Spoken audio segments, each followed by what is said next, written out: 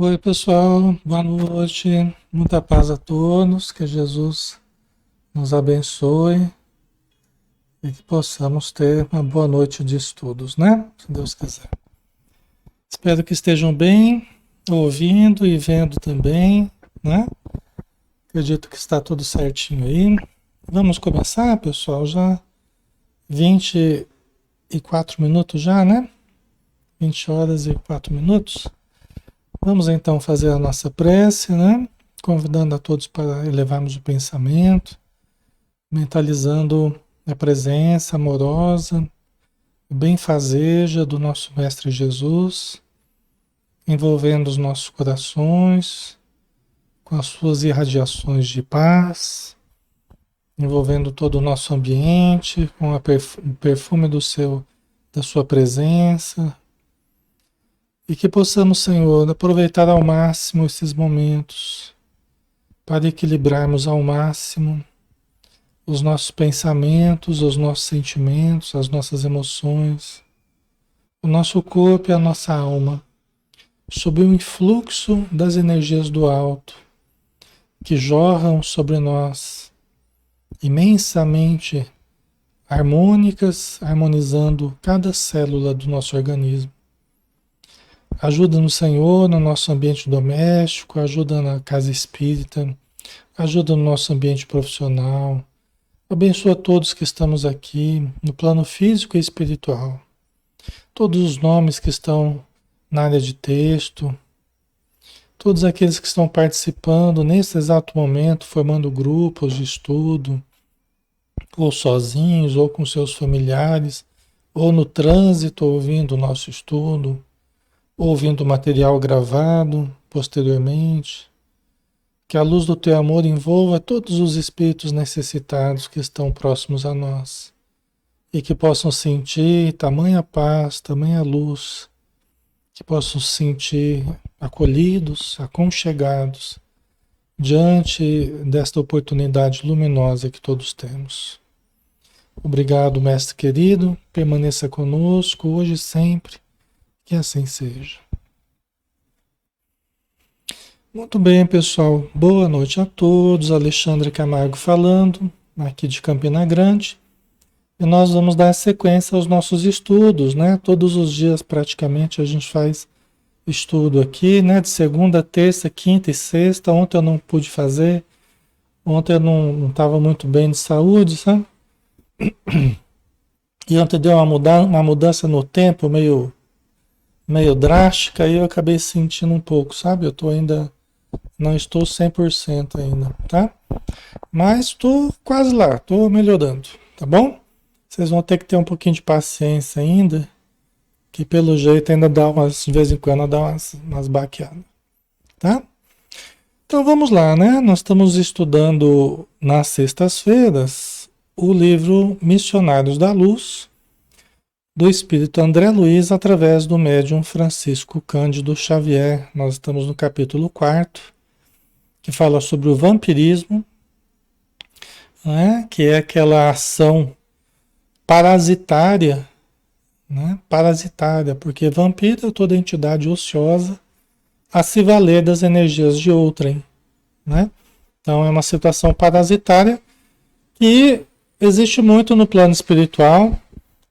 Muitos espíritos se aproveitam, né, das nossas fragilidades, se aproveitam dos nossos maus hábitos, das nossas fixações obsessivas, né, e acabam usurpando, vamos dizer assim, né, acabam aproveitando das nossas forças vitais. Então é um capítulo que trata disso, né?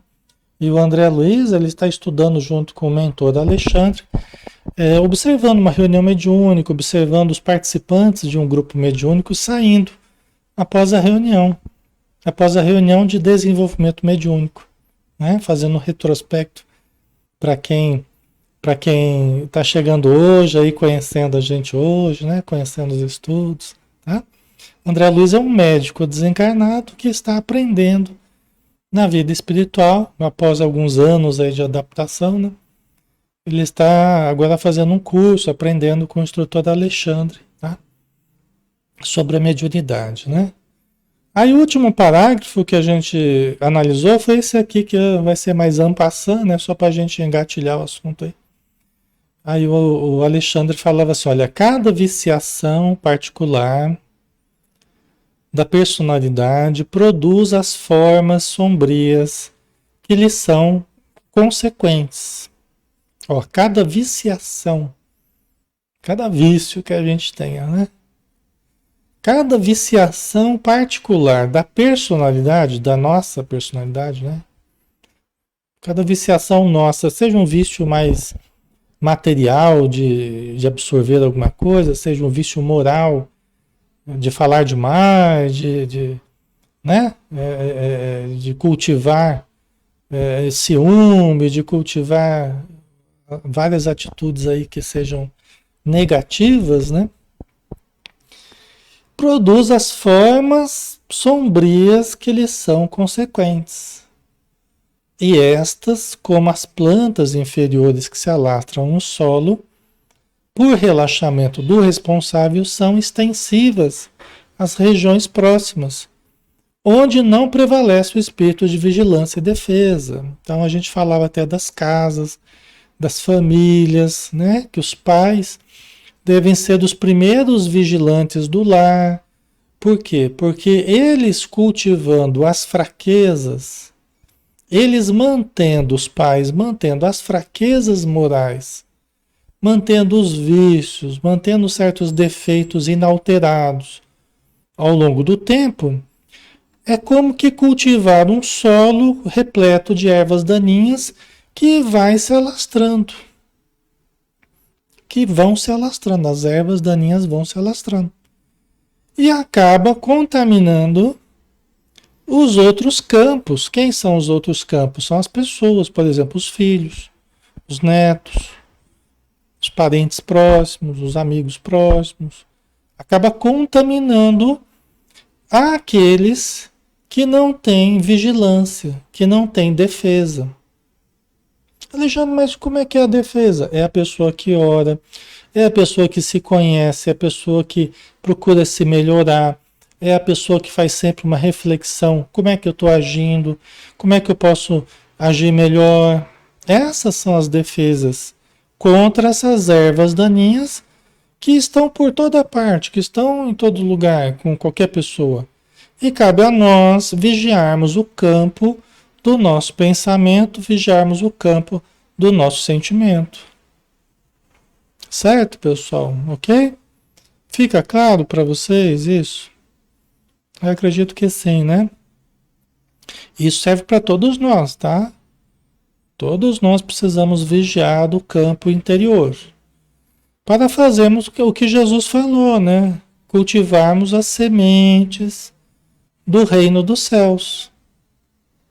Então ele comparou o reino dos céus a um semeador que saiu a semear, né? E jogou as sementes sobre a terra e foi dormir e passou outro dia, um dia, uma noite, outro dia, outra noite, outro dia. Quando ele vê, começou a germinar.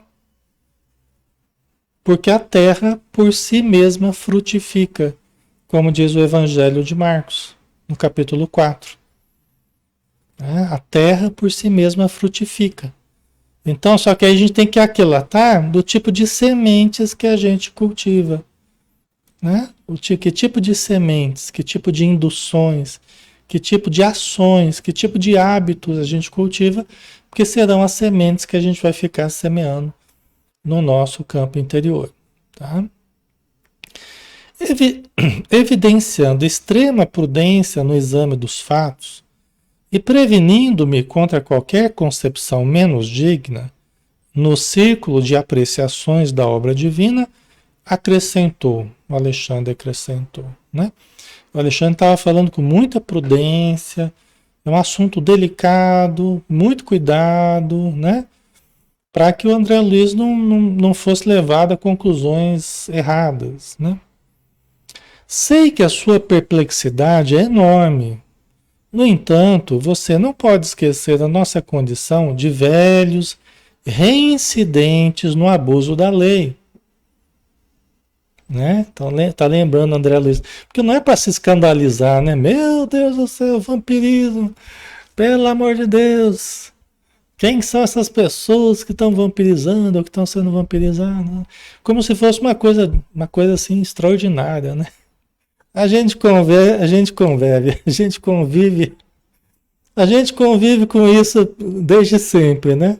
Na humanidade. Sempre fez parte da nossa vida sem que nós soubéssemos, né? Então, eu sei que a sua perplexidade é enorme, no entanto, você não pode esquecer a nossa condição de velhos reincidentes no abuso da lei. O que ele quer dizer? Que nós estamos patinando faz muito tempo. Nós estamos patinando faz muito tempo. Nós somos reincidentes. O que é reincidente? Reincidente é aquele que fica voltando sempre a fazer de novo. Entendeu? É como se a gente não aprendesse com as experiências, né? Não aprendesse com as quedas, não aprendesse com os dramas aí que a gente passou no passado, a gente sempre disposto a errar novamente. Né? Nós somos velhos reincidentes. No quê? No abuso da lei. Como assim, Alexandre? Abuso da lei? Abuso da lei. O abuso das faculdades de ver, o abuso da faculdade de falar, o abuso da faculdade de se movimentar, o abuso da faculdade de se reproduzir ou de utilizar as funções sexuais, o abuso das faculdades de comer, né? O abuso da inteligência, nós somos velhos reincidentes no abuso da lei. A gente usa e abusa dos recursos que a gente recebe da lei divina. Por isso que nós estamos com dificuldades ainda hoje. Cada um com dificuldades mais para um campo, outras dificuldades mais para o outro, mas se procurar direitinho, você encontra quais são suas maiores dificuldades. Se você olhar direitinho, com critério, você não vai ter tanta dificuldade de perceber onde é que estão os teus maiores desafios. Tá? Dentro de você, né? As maiores fraquezas que você possui e que provavelmente já deu pano para manga e até hoje ainda está dando. Até hoje ainda está dando trabalho. Né? Cada um de nós sabe onde o calo aperta. Então, importante só a gente saber disso. Deixa eu só fazer uma coisinha. Quem está fazendo barulhinho aqui? Pronto, acho que agora para. Importante só a gente saber disso, para a gente ter humildade e, né, cultivarmos a boa vontade, desejo de melhorar, de aprender, né? Não nos melindrarmos. O Alexandre está falando isso por quê, hein? Será que acha que eu estou mal? Não, eu não acho que ninguém está mal. Acho que todos nós somos necessitados, né? Então a gente não está apontando para ninguém. Nós estamos apontando para nós mesmos, né? Nós temos necessidades grandes, né? Então a gente tem que olhar para dentro da gente e analisar, né? Desde o primeiro dia de razão na mente humana, ó, desde o primeiro dia de razão, quando começamos a emitir um pensamento contínuo lá, o começo da razão, né? A ideia de Deus criou princípios religiosos, sugerindo-nos as regras de bem viver. Desde o começo, pessoal. Vocês sabiam que a religião, ela foi uma das primeiras coisas que surgiu na humanidade. As experiências religiosas. Né? E de onde que ela surgiu? Conforme André Luiz nos explica no livro Evolução em Dois Mundos, ela surgiu dos primeiros contatos que nós tínhamos com o além, nas experiências fora do corpo. Olha que interessante. Né? Porque a gente começou a amadurecer um pouquinho mais espiritualmente, né? A gente começou, na hora do sono, a gente começou a se desligar, fazer as primeiras incursões assim fora do corpo, né? Para olhar o que tem ao redor e tal, né? Começamos a entrar em contato com aqueles que já tinham ido, aqueles que já tinham morrido, na tribo que a gente, no clã que a gente estava inserido, né? Os patriarcas lá, a gente começou a ter contato com as experiências fora do corpo. E aí a gente voltava com uma sensação de que tinha alguma coisa a mais. Por quê? Porque a gente viu coisas diferentes. A gente conversou com com pessoas diferentes, ou com pessoas que a gente sabe que já tinham sumido, tinham morrido, né? Então aí a gente começou a fazer inscrições nas pedras, começamos a fazer desenhos, né, do que a gente tinha percebido, do que a gente tinha visto, seres alados, seres iluminados. Aí, né, pode ter tido várias experiências, né? Então, as experiências religiosas, né?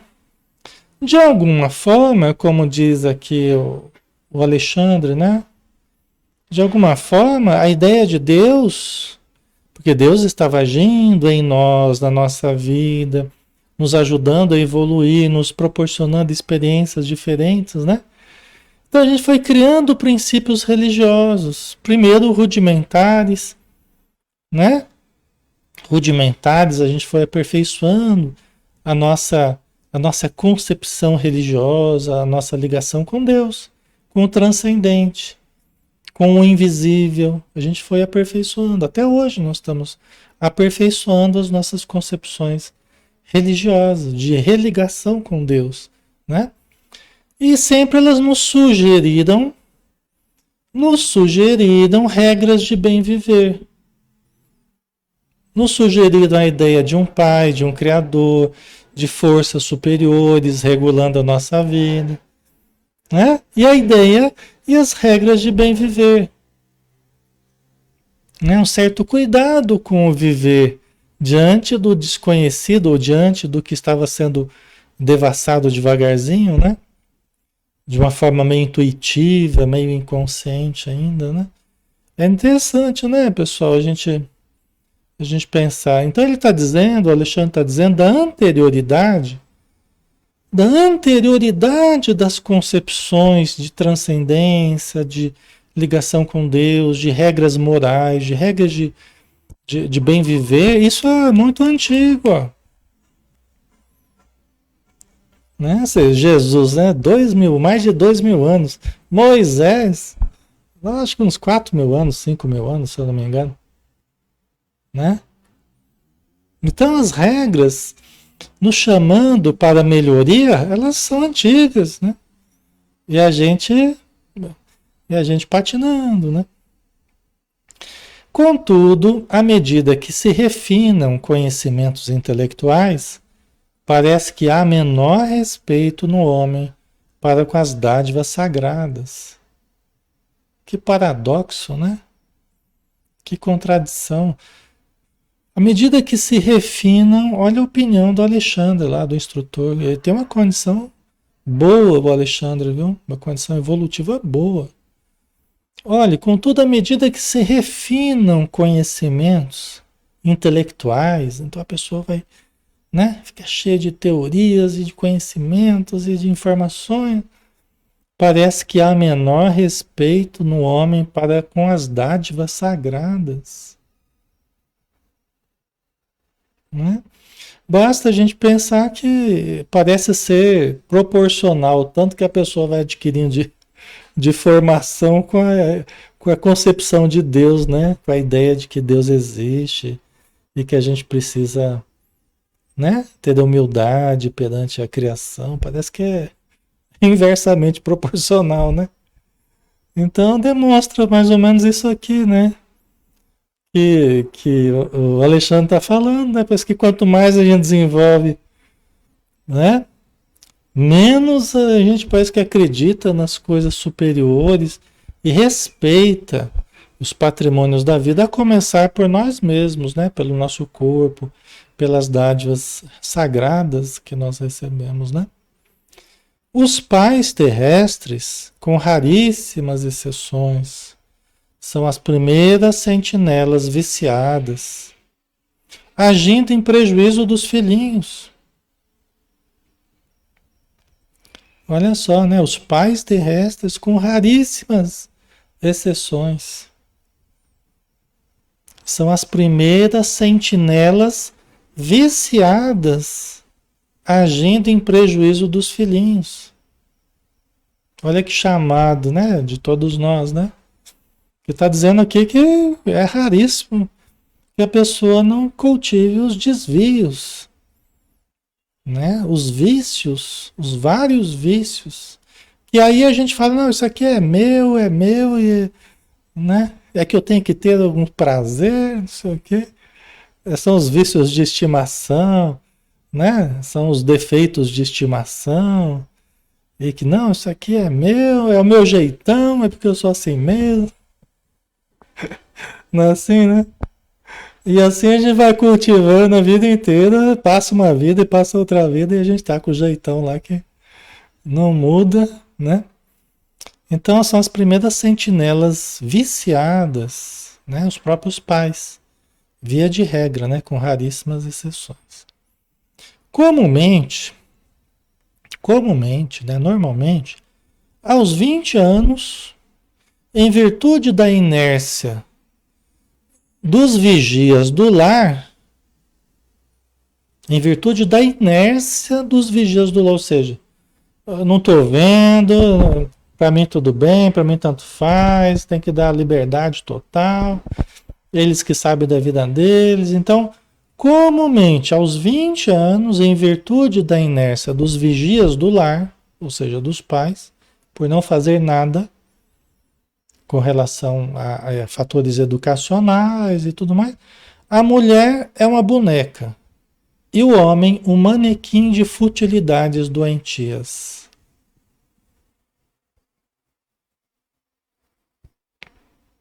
Ok? Essa pegou, hein? Essa aqui eu não saio vivo aqui de hoje dessa internet, viu? Então, ó, em virtude da inércia dos vigias do lar, tão acomodados com a situação geral, com a cultura geral, com o modo de pensar geral, aos 20 anos de idade a mulher é uma boneca. E o homem um manequim de futilidades doentias. Opinião dos espíritos sobre nós. Opinião dos espíritos sobre os nossos jovens. Opinião dos espíritos sobre o modo como nós estamos conduzindo. Isso, pessoal. Isso há 50, 60 anos atrás. O que ele diria hoje? O que ele diria hoje? Vocês imaginam, ele estava falando da sociedade 50, 60 anos atrás. Isso é muito sério. E olha como é que já era o modo dos espíritos enxergarem a relação pais e filhos, educação e conduzimento do lar, dos hábitos, a questão moral, a essência do que a gente precisa fazer, entender, vivenciar. Imagina hoje. Lógico que eles compreendem o caminho que a humanidade está fazendo, compreende o período de transição, compreende os vários problemas, inclusive espirituais do planeta, mas entendem apenas que nós não temos nos preparado convenientemente, como a gente viu lá no livro Os Mensageiros, lá do André Luiz, quando o Telésforo fala, né? Nós chegamos na época que chegamos despreparados moralmente para o momento. E por isso a gente vê tantas obsessões, por isso a gente vê tantos problemas psiquiátricos, tantos suicídios, pela vacuidade. O que é a vacuidade? Pelo vazio interior, pela futilidade, né? Que está sendo tido como como a coisa mais importante, né? As futilidades doentias aqui que o Alexandre fala. A mulher é uma boneca, né? É o corpo, é a beleza, é a dança, é a coisa, né? Não que a dança essencialmente seja ruim, né? Mas o estético é o máximo, né? A sedução, né?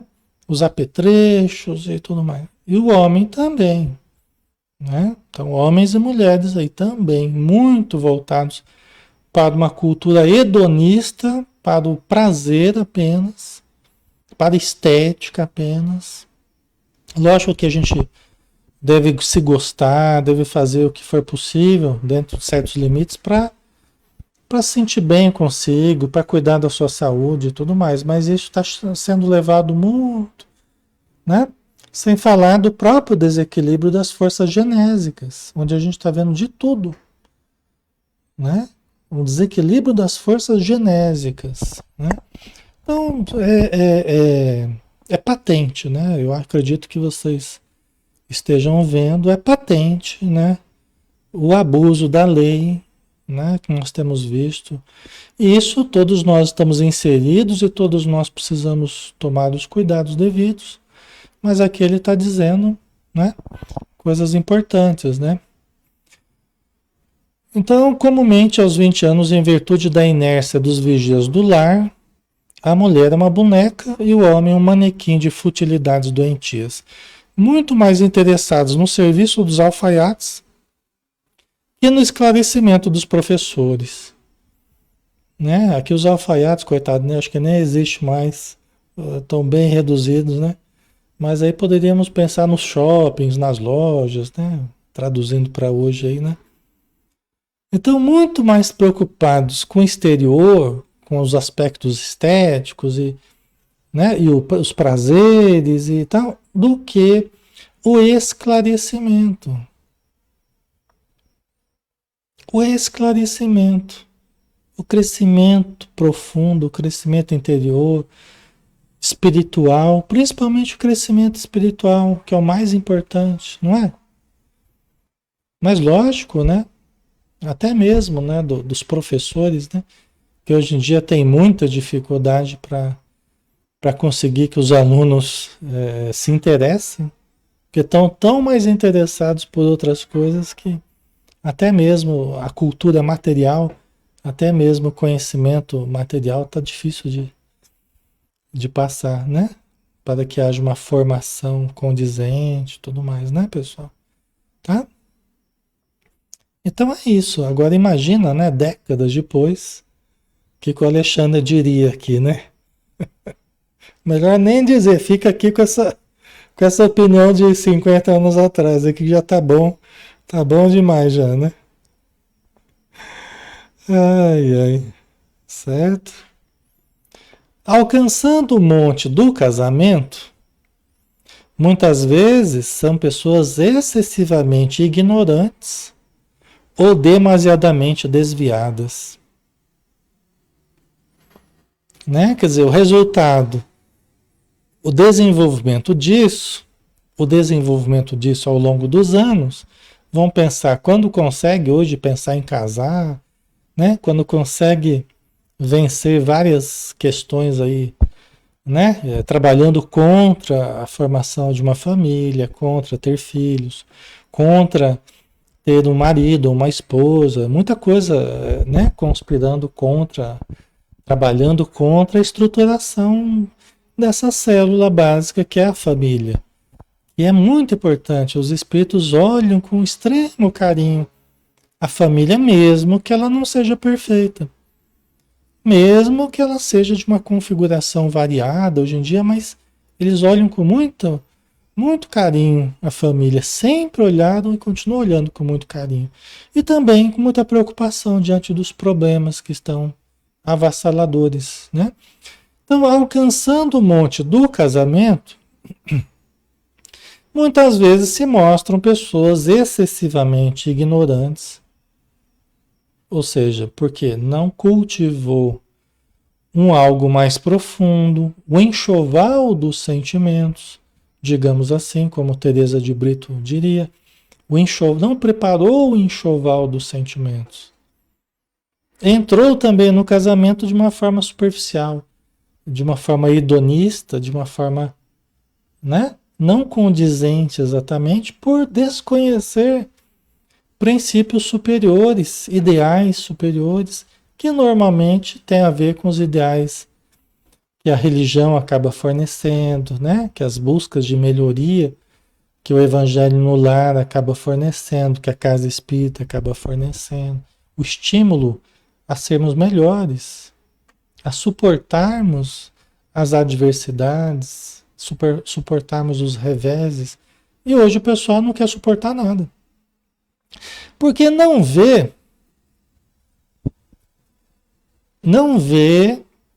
motivos para suportar. Não vê motivos para suportar. Entendeu? Não é assim? Por que eu vou suportar? Suportar nada. Não tem que suportar nada, não tem que vencer barreira nenhuma, não. Eu tenho que aproveitar a vida e, né? Então, essa falta de sentido. Essa falta de sentido. Entendeu? O exagero está sendo por aí. Né? Esse está sendo o exagero, né? Entendeu? Então, já casa pensando em separar, né? E aqui, não estou querendo dizer que não possa separar. Não estou querendo dizer que casou, até que a morte o separa. Não estou dizendo isso, que não é o que o Espiritismo ensina, não é o que ele nos explica, não é o que os Espíritos nos ensinaram, não vai nessa direção. Né? Vai de uma forma flexível, conforme a necessidade das pessoas. O próprio Kardec trabalhou esse tema, né, com relação ao divórcio lá no Evangelho segundo o Espiritismo. Vale a pena vocês darem uma olhada lá. Mas tem em outros lugares também. Foi muito bem trabalhado esse tema, né? Só a gente procurar que vocês vão ver que, né, o Espiritismo é contra a separação, né? Não impõe nada a ninguém. As pessoas é que têm que saber o que para elas é melhor, né? Mas é que, né, a Marta colocou aqui, é o que o individualismo está mais exacerbado, é verdade, Marta. O importante da relação é o eu, né? Né? O nosso eu deve estar presente, eu não devo me desconectar, né, do que eu desejo, da minha realização, de quem eu sou. Mas quando a gente está com alguém, é preciso também que haja um pouco de nós, né? É preciso que haja um ceder, que haja um conhecer, né? Um aprofundar da relação, né? Então, hoje é uma coisa que está mais difícil mesmo, né? Porque eu procuro muitas vezes um corpo. Eu procuro um prazer, né? E quando acaba aquele corpo, quando acaba aquele prazer, eu mudo para um outro corpo. Eu mudo para né? Uma outra pessoa que traz um outro prazer. Então é muito uma busca hedonista, né? Então não é a amizade que vai se estruturando, o relacionamento de um ajudar o outro, a superar as dificuldades de ambos, de um e de outro, né? Então,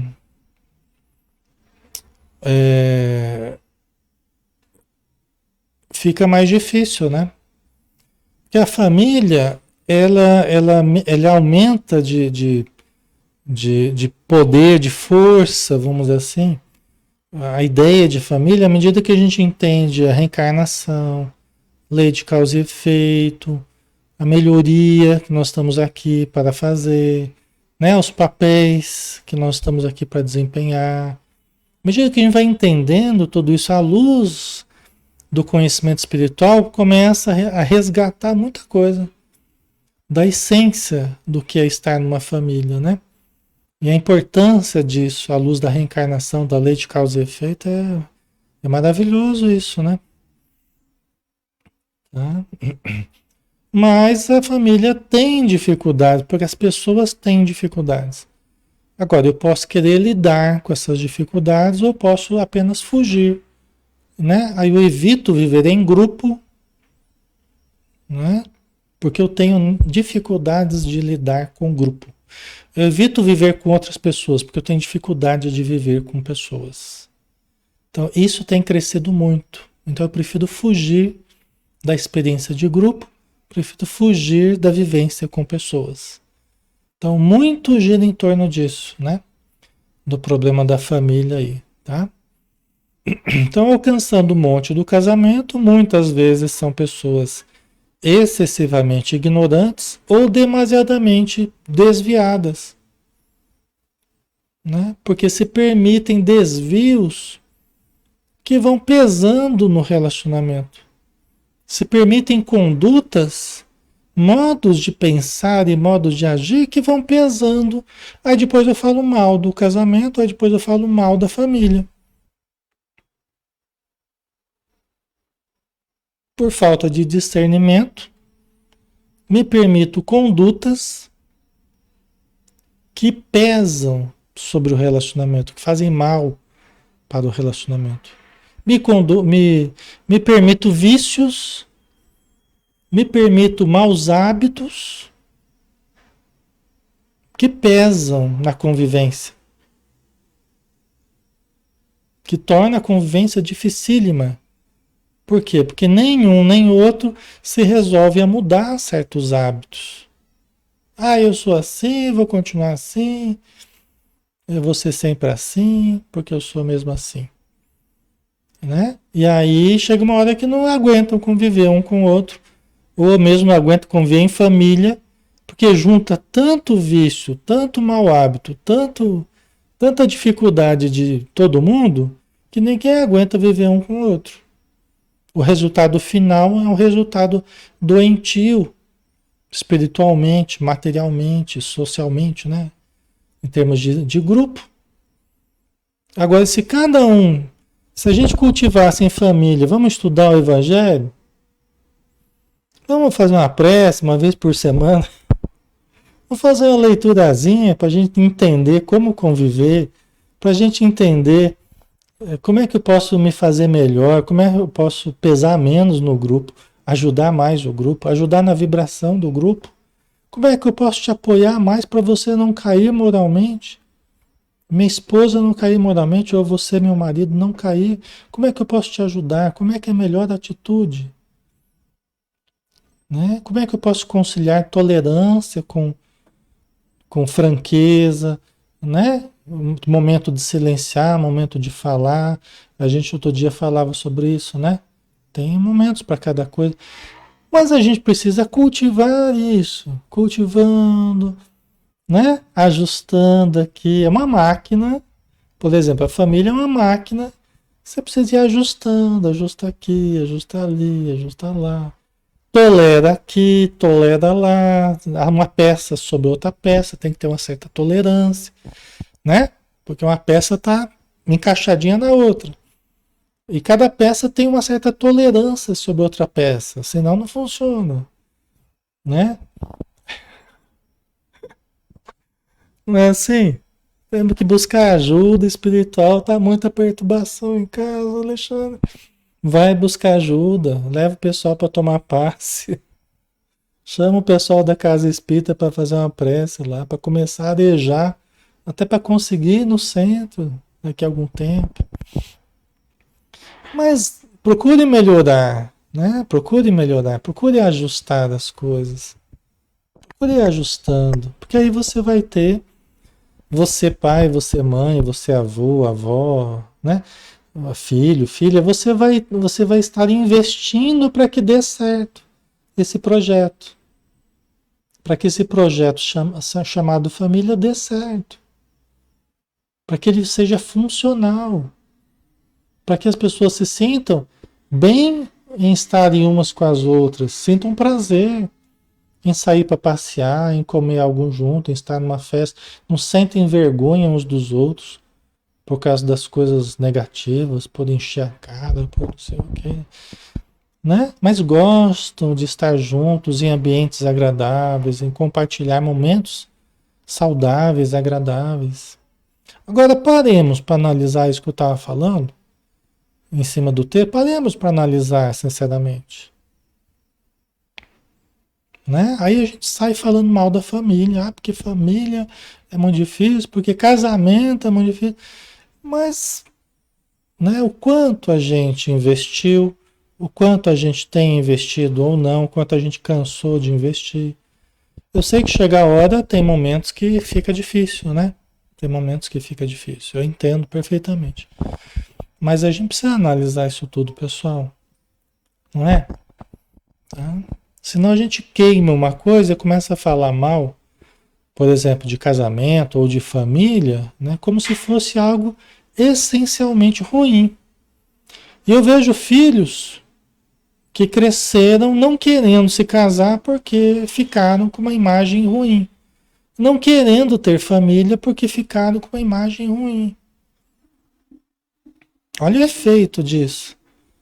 Não é? No psiquismo, o efeito, né? Aversivo que ficou. Que precisa ser trabalhado também, precisa ser superado, né? Em algum momento, né, pessoal? Certo? Ok? Faz sentido? Tá? Nós vamos precisar ainda da família para reencarnarmos. Ah, Alexandre, mas pode reencarnar sem família, entendeu? Mas convenhamos, né? Nós queremos ter. Vamos pensar na próxima encarnação. Se falarem para nós, ó, Alexandre, você vai nascer uma família ótima, né? Vai ter lá, o seu pai vai ser fulano de tal, sua mãe vai ser ciclana, moram lá num lugar tal, os avós são pessoas excelentes, você vai crescer num ambiente muito saudável, muito salutar, pessoas que acreditam em Deus, pessoas ligadas a um contexto espírita, ou ligado à fé de uma forma saudável, seja ela em qual denominação que for. A gente não gostaria? A gente não gostaria? Daria água na boca, né?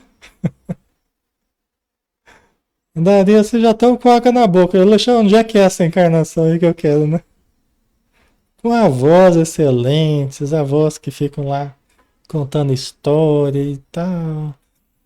A gente gostaria. Então, pra que a gente ficar falando mal das coisas, ficar tentando destruir a ideia de casamento, a ideia de família? Pra quê? Se é o nosso sonho, né? Se é o nosso sonho, sonho dos espíritos lá que estão no plano espiritual planejando a encarnação, o sonho deles. Nem sempre eles vão ter esse mérito, nem sempre eles vão ter esse crédito aí, esse mérito de vir numa estrutura assim, do jeito que eu estava falando. Nem sempre, até pela questão do passado, até por já terem desconsiderado, né, certas possibilidades que tiveram e jogaram fora, né? Entendeu? Então todos esses problemas são problemas nossos, tá? São problemas nossos e cabe a nós superá-los. É o que o Alexandre está falando aqui, né? Nós não sermos excessivamente ignorantes, né? Sermos pessoas que vão desenvolvendo a capacidade de entender, discernir, que não age pela brutalidade, que age com a inteligência elevada, né? Com sabedoria, de nós não nos desviarmos moralmente, mantermos uma conduta reta, digna. Mas o que é isso? É o estudo que vai ajudar. É o estudo que vai ajudar a gente a entender o que é se manter, né, num caminho mais equilibrado, tá? Uma coisa vem junto com a outra aí, né? Então, é importante, né? E aí os netos, Alexandre, como é que faz? Isso aqui é um estímulo, um estudo como esse, por exemplo, é um estímulo para você, mãe, para você, pai. É um estímulo para você, tio, tia, avô, avó, né? É um estímulo para você dar um livro para o seu filho, dar um livro para o seu neto, passar a contar historinhas de fundo moral. Pega lá, tem uns livrinhos tão bonitinhos da história de Jesus lá, a Bíblia para as crianças. Já usei muito, já. Vai, desde cedinho vai lá contando a historinha de Jesus, princípios morais. Toda noite antes de dormir faz uma prece, aplica um passe, né? Abençoe seu filho, abençoa a sua neta, seu neto. Quer dizer, são coisas pequenininhas, né? São coisas pequenininhas que você vai, é gotinha, todo dia vai pingando, né?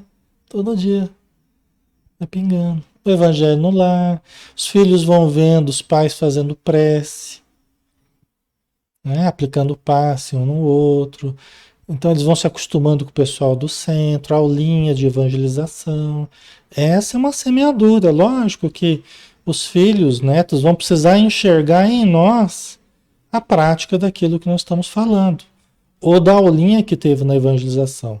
Que aí ele vai ver que realmente, olha lá, ah lá, meu avô está fazendo aquilo que eu vi que é preciso a gente fazer. Na aulinha eu vi que era assim. No livrinho, eu vi aquilo que meu pai está fazendo, eu vi no livrinho. Uma pessoa que estava fazendo caridade, que estava ajudando o próximo, né? Entendeu? Não é, pessoal, né? Na Sueli eu rezo todo dia por eles, né? É, o exemplo é tudo, né, Cássio? É, exatamente. Então, assim, passa por nós, né? Passa por nós, por cada um de nós, tá? Então, vamos lá. Cumpre ainda reconhecer que nós mesmos, em todo o curso das experiências terrestres, na maioria das ocasiões, fomos campeões do endurecimento e da perversidade contra as nossas próprias forças vitais. Né? Cumpre ainda reconhecer que nós mesmos, na experiência terrestre, então o Alexandre fazendo um meia-culpa aí, né? Nós mesmos, André, nós agimos contra nós. Fomos os campeões do endurecimento e da perversidade contra as nossas próprias forças vitais.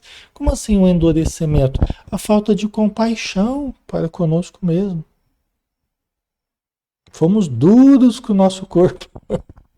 Duro de matar, né? Duro de aguentar.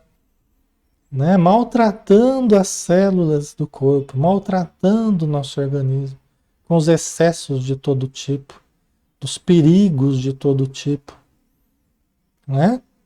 Gastando energias sagradas, o endurecimento e a perversidade contra as nossas forças vitais, tratando as células que deveriam ser nossas amigas, né? Que nós deveríamos tratá-las com todo carinho, maltratando as nossas células, maltratando o nosso corpo e criando vinculações negativas com espíritos vampirizadores, né? Entendeu? Então, é isso. Tem sido assim a nossa vida, né? Entre abusos do sexo e da alimentação, que são os dois mais ligados à Terra, né? Sexo, estômago e sexo. Desde os anos mais tenros, desde cedinho, entre os abusos do sexo e da alimentação.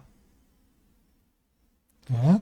Nada mais fazíamos que desenvolver as tendências inferiores, cristalizando hábitos malignos. Então já começa na educação, aí começam os pais, a influência do ambiente, aí lembra da ignorância, dos desvios dos próprios pais, da família, né? Aí entra todo mundo, o contexto, né? Entre os abusos do sexo e da alimentação. As piadas de duplo sentido ali na mesa de jantar, a malícia presente sempre nas relações, sem falar dos abusos, né? Os abusos com a criança, né? É um capítulo à parte aqui, né?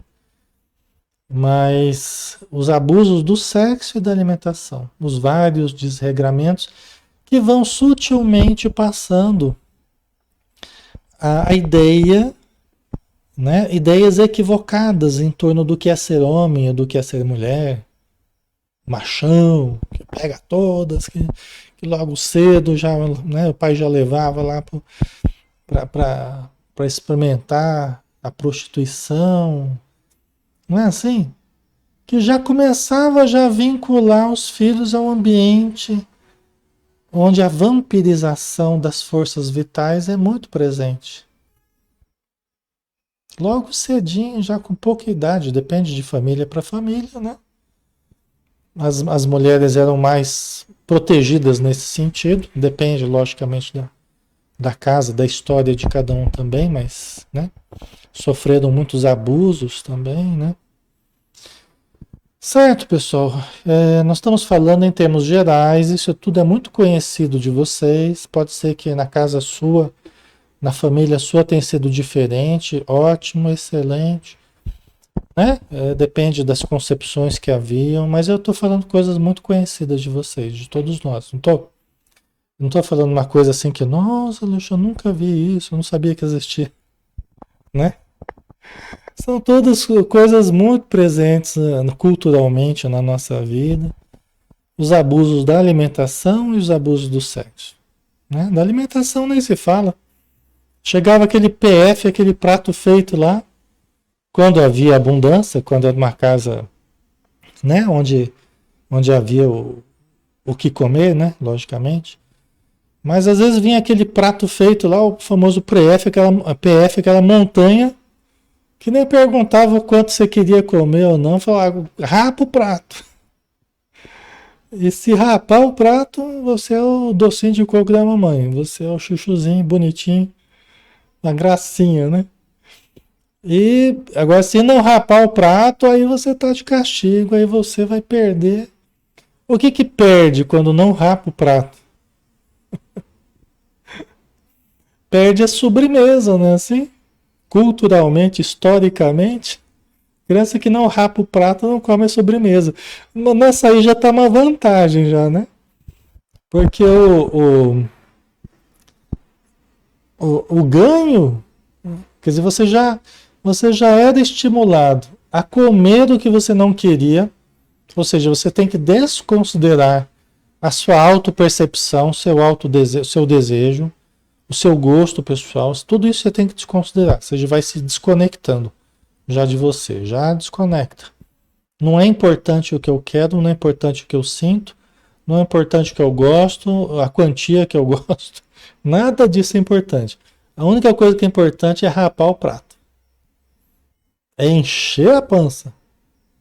Para depois eu pegar e. Olha como tá bonito, né? Tá gordinho lá. Né? Olha como tá bonitinho, não sei o quê. Né? E depois de comer tudo, tem direito à sobremesa.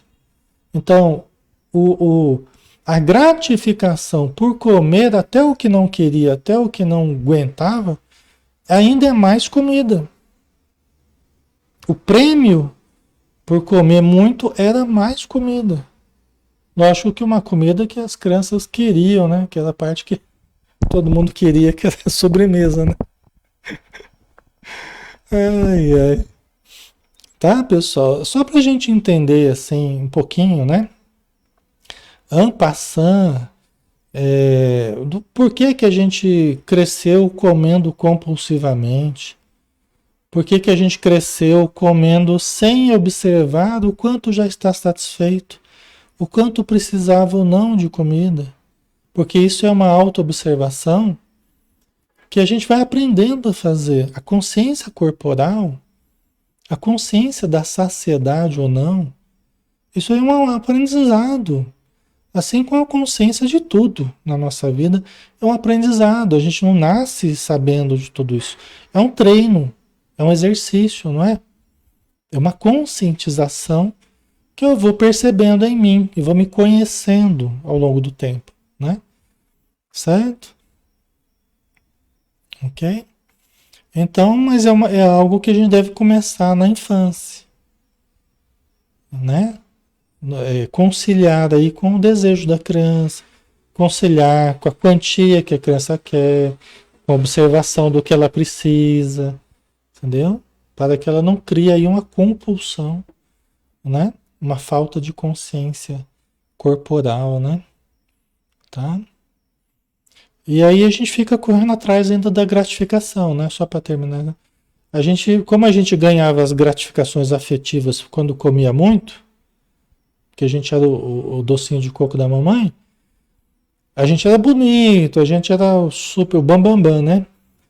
E aí a gente começou a associar o comer demais, ou comer tudo, como sendo uma gratificação afetiva. Só que hoje a gente pode estar com sobrepeso, com compulsão alimentar, toda vez que precisa de uma gratificação emocional, busca a comida, e a gratificação não vem, não é? E a gratificação não vem. Ela vem só a nível bioquímico, né? Lá no sistema nervoso, de certo modo. Ainda vem, de certo modo, para apaziguar um pouco as coisas lá. Mas aquela afetiva não vem propriamente. Entendeu? Aquela que me fazia me sentir amado, né? Cheio de qualidades, tal, bonitinho, não sei o quê. Essa não vem mais. Só que a gente está preso nessa armadilha aí, né? Certo, pessoal? Ok. Tem muito mais coisa aí, né? Lógico, tá, pessoal? Não estou querendo simplificar demais as coisas, mas, né, tá dentro aqui do que ele está falando, né? Os abusos do sexo, da alimentação. Criou-se um problema desde cedo, os abusos e a vampirização desde cedo, entendeu?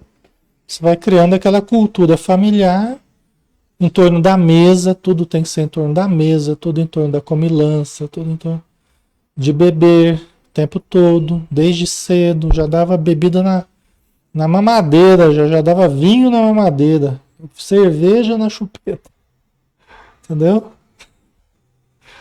Aí, né, tava cristalizando os hábitos malignos, né? Seria, pois, de admirar tantas moléstias do corpo e degenerescências psíquicas? Resultado final.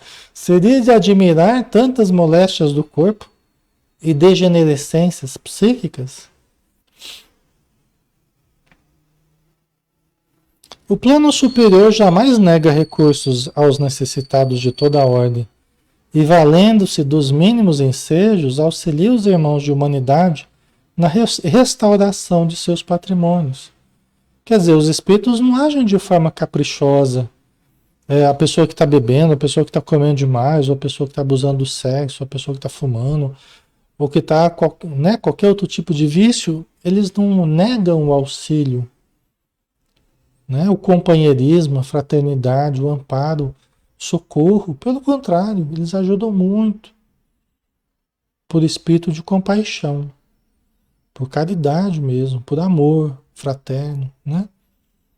Então eles ajudam, eles aproveitam os mínimos ensejos, as oportunidades, para tentar nos mudar o modo de fazer a coisa, de pensar. Tenta aproximar parentes para falar para a gente, ó, cuidado com tal coisa, você está abusando aqui, está comendo demais, coisa gordurosa, você está bebendo demais, toma cuidado, meu filho, né? Você está fumando muito, né? Então, os espíritos aproveitam essas pessoas para ajudar, né? Até restaurar os patrimônios que nós estamos negligenciando, né? Seja cooperando com a natureza ou inspirando a descoberta de novas fontes medicamentosas e reparadoras, quer dizer, até ajudando o nosso corpo, né? A natureza, né?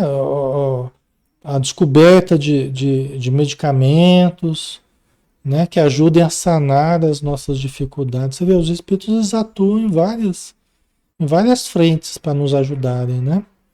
Para curar, a reparar as moléstias do corpo e as degenerescências psíquicas também.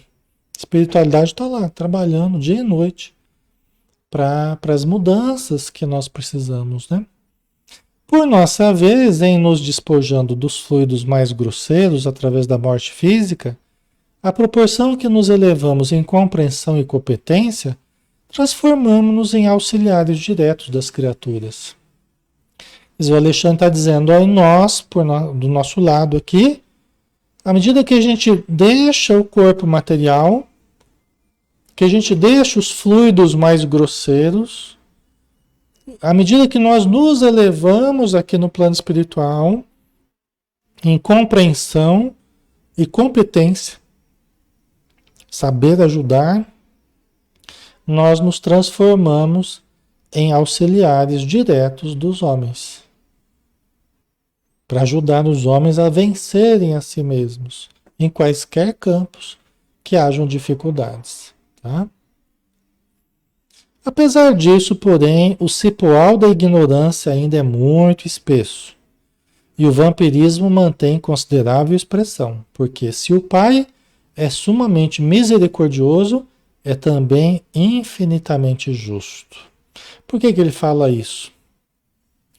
Por que que o vampirismo mantém considerável expressão? Porque se o Pai é sumamente misericordioso, é também infinitamente justo.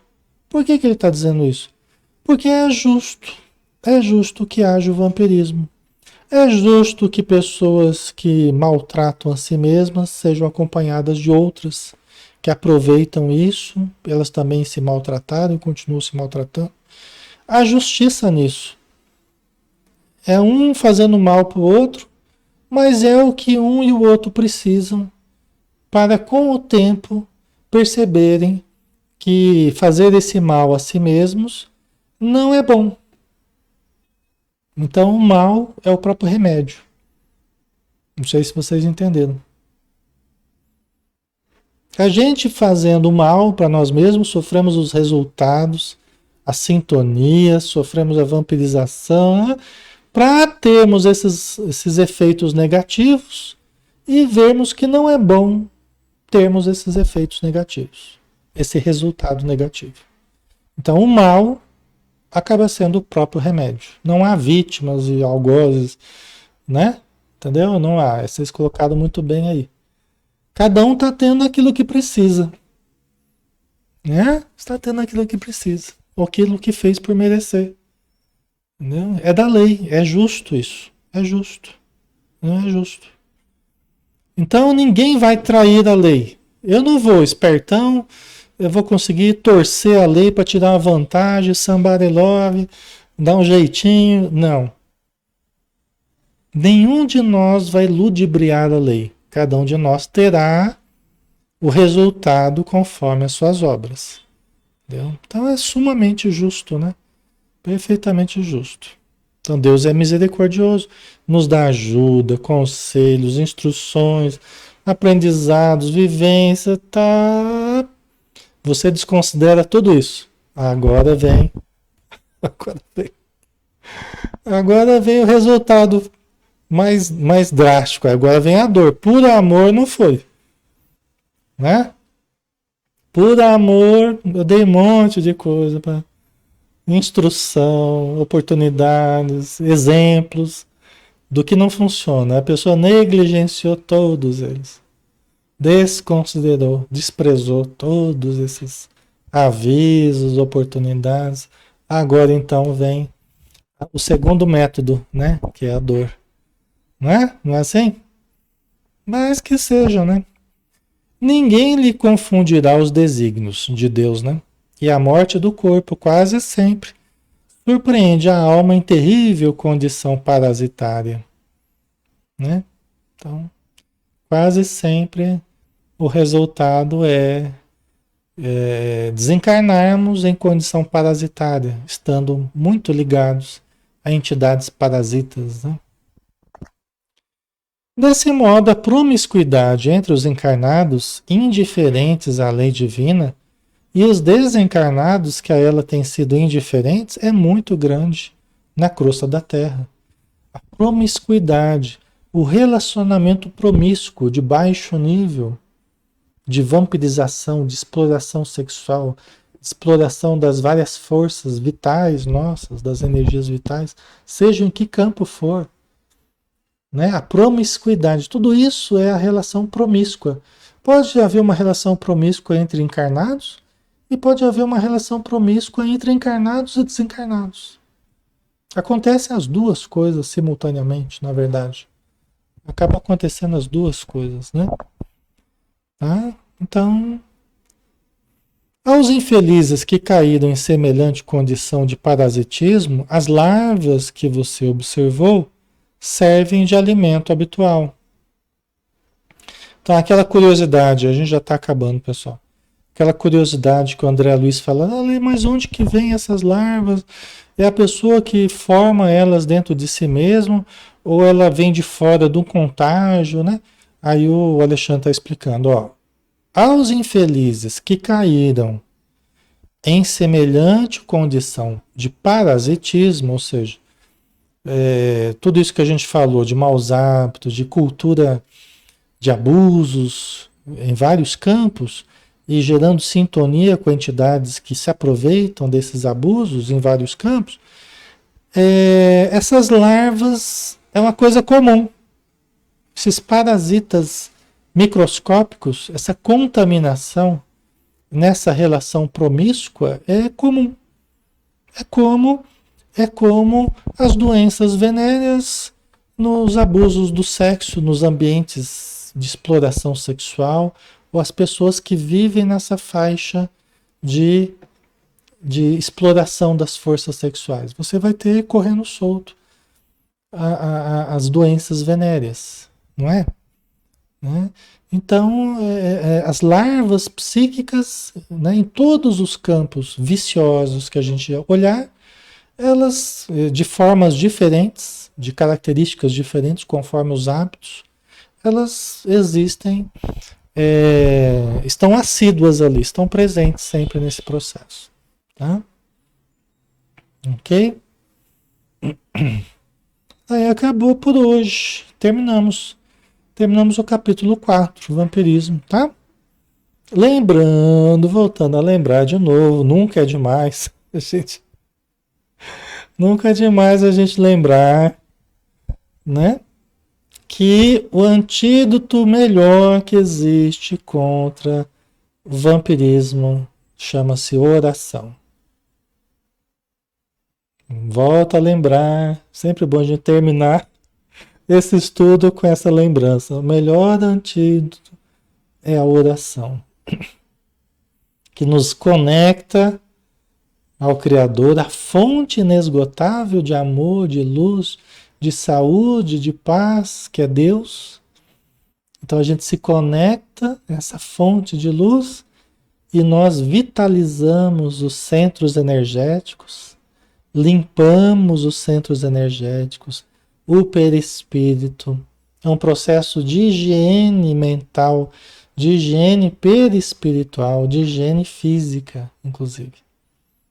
Entendeu? Então é extremamente importante oração sincera, meditação, leitura elevada, né?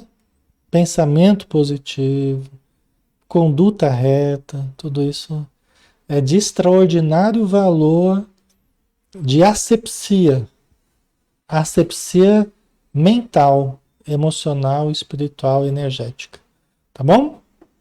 Então, só para a gente lembrar, né? Finalizar com essa lembrança aí. E vamos aproveitar novamente, né? E embora estivéssemos o tempo todo sob a luz da oração, porque estudando os princípios elevados do bem, os princípios espirituais da saúde, os princípios de respeito às leis divinas, nunca nos afastamos nesses momentos de estudo das energias benéficas que jorraram sobre nós, da segurança dos espíritos amigos e da asepsia que nos proporcionam nos nossos ambientes durante os estudos. Mas neste momento, Senhor, queremos reafirmar nosso desejo de melhoria, a nossa vontade de mudança, a nossa necessidade de renovação que todos temos. Porque o lado mais animal nos cansa, o lado mais primitivo nos pesa hoje. E nós temos sede e fome de espiritualidade. Nós estamos, Senhor, dispostos e necessitados de aprimorar concepções para também mudar hábitos, mudar atitudes, para renovar a nossa vida.